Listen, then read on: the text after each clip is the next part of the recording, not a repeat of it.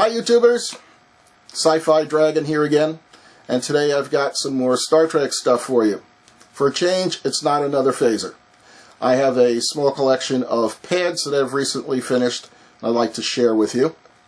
The first one is a Stunt Grade Pad that I made sort of intentionally for LARP or cosplay use. It's extremely lightweight because I made it out of vacuum formed plastic.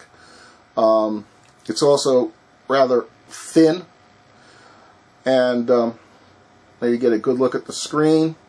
It has an image of the Starship Enterprise 1701D, and you know, the usual kind of LCARS framing and stuff.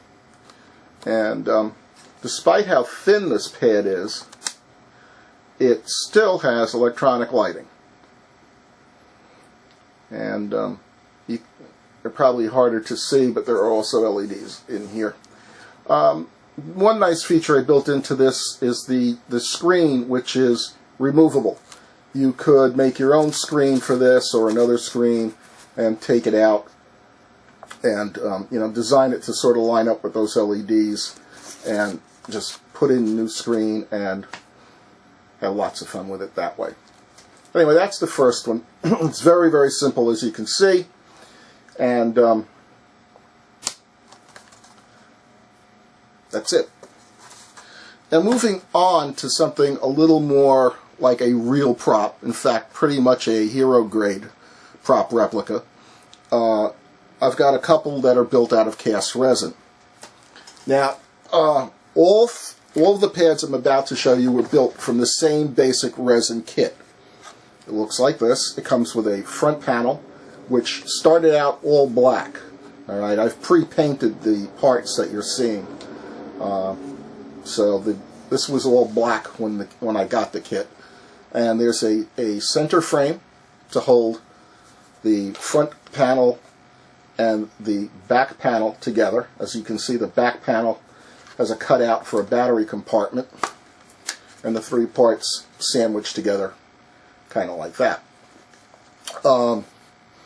It's a very nice kit. It came with 4 metal screws for joining the panels together, and there is a fair amount of room inside there for adding your own lighting and electronics, which I did to the pads you're about to see. The only thing not so great about that kit when I got it was the screen image. That's it. It's printed on plain paper. It's very dull. There is no readable detail of any kind in there except maybe the part up here that says NCC 1701D. It's a mess. Anyway, moving on. The first pad I want to show you that I finished using that kit as a basis is this science pad. It has a screen graphic that depicts a scan of a gravity anomaly.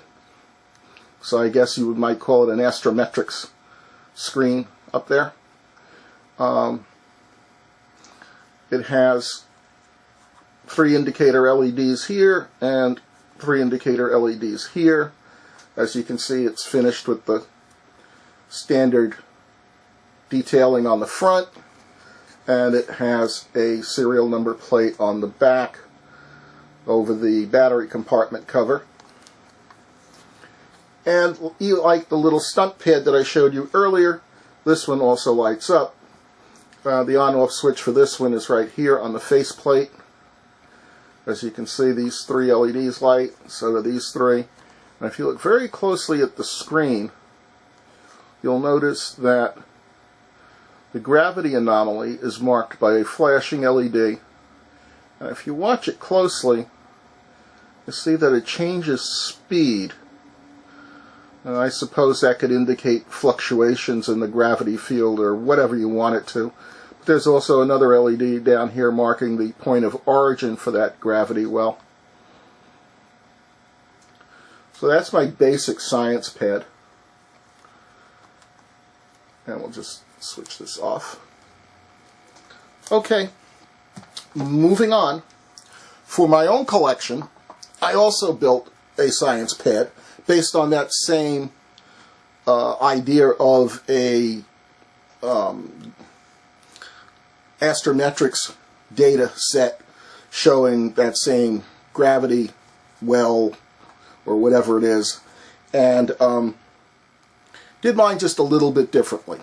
I moved the on-off switch to the side here, sandwiched between the front and back plates, the way I had it on the stunt pad, just to leave this area a little cleaner.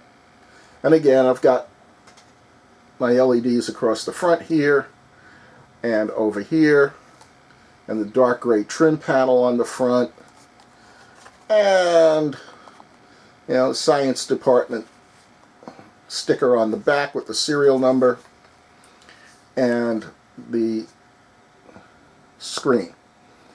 Now this is a one-of-a-kind screen I made specifically for this pad, which, as I said, is part of my collection. This thing's not going to be up for sale or anything. And this one has a little bit more complicated lighting. This one is using a chaser board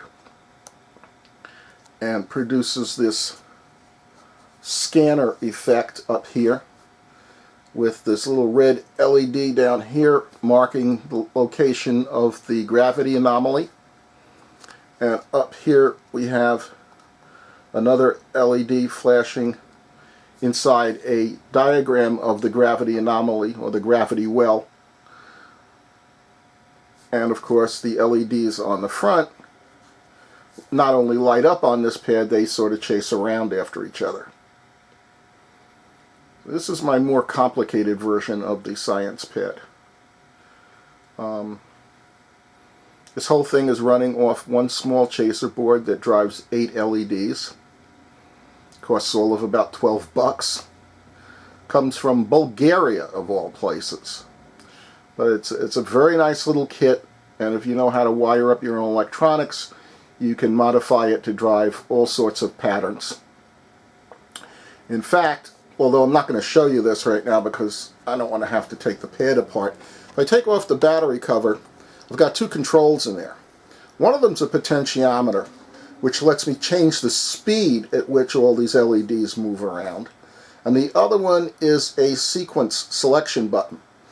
According to the information that comes with this little Bulgarian electronics kit, there are 16 distinct combinations of LED sequences on that board. Now, I can't tell some of them apart, to be honest, but you can sort of page through them with that button that I've got back there, so that they're not always chasing in the same direction. Some of the patterns will chase this way, left to right for a while, and then they'll switch and go right to left. And some of them are downright random. They just sort of flash all over the place. But this pattern that I selected serves very well for this screen image because it's supposed to be a scanner, so it's just going in the same direction all the time. And just a random hookup of these LEDs let me get the effect I wanted on the front of the panel. Okay, that is my slightly more complicated science pad. I have one more pad I want to show you. And this one was, believe it or not, built from exactly the same kit as the last one you just saw. This is my engineering pad. As you can see, it's engineering department red. And the thing that's different about this one is this area down here.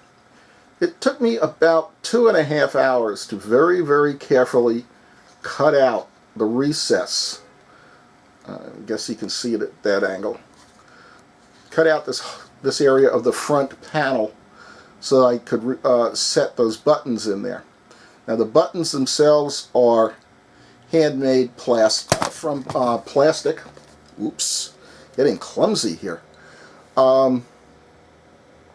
As I said, the buttons are handmade from plastic, spray painted. The lettering and up and down arrows that you see were printed from paint shop on self-adhesive labeling paper and laminated with a plastic coating, then just cut out and stuck on top of the buttons. The fun part was finding a color in Paint Shop that matched the dark gray color I had used to spray paint the buttons. Up here we have these four little control buttons, and above that we have 3 indicator LEDs, and then we have this sensor grid or whatever it is over here.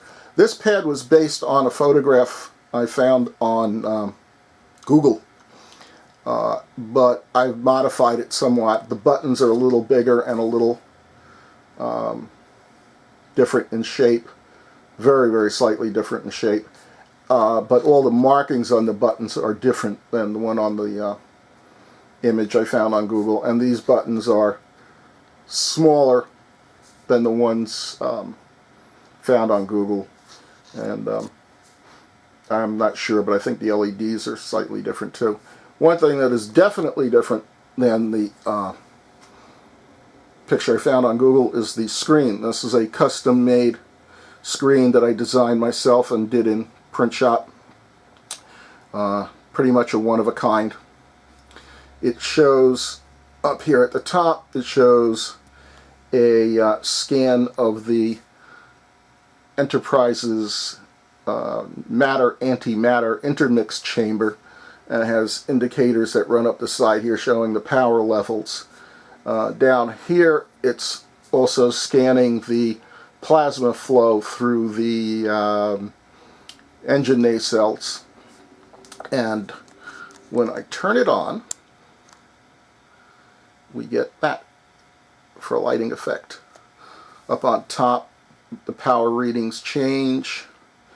The plasma flow, as you can see, is being traced from the front of the nacelle out through the back of the nacelle. And down at the bottom, of course, we have the indicator lights on the pad chasing back and forth. So that's my interpretation of a Starfleet engineering pad from Next Gen. And again, the screen image, just in case anybody's wondering, is not printed on plain paper like that. You know, it's printed on high quality photo paper to make sure that the colors are all bright and sharp. That also helps with any of the lettering that's printed on there. Keeps it as sharp as possible considering how small it is.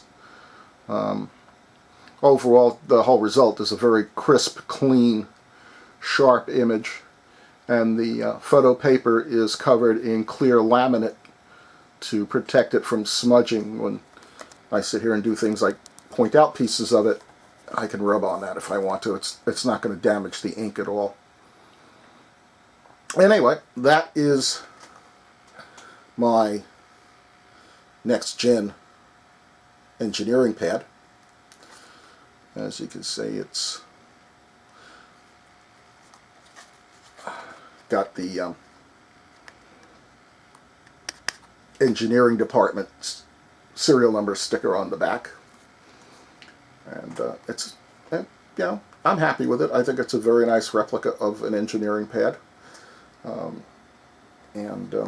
this one will also sit in my collection forever and ever, not for sale.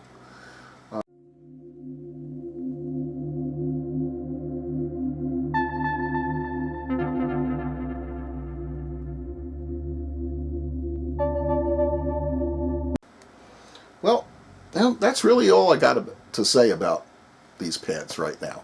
I hope you enjoyed this short little video. Here's my engineering pad again. And thank you for watching. As I said, I hope you enjoyed this little video.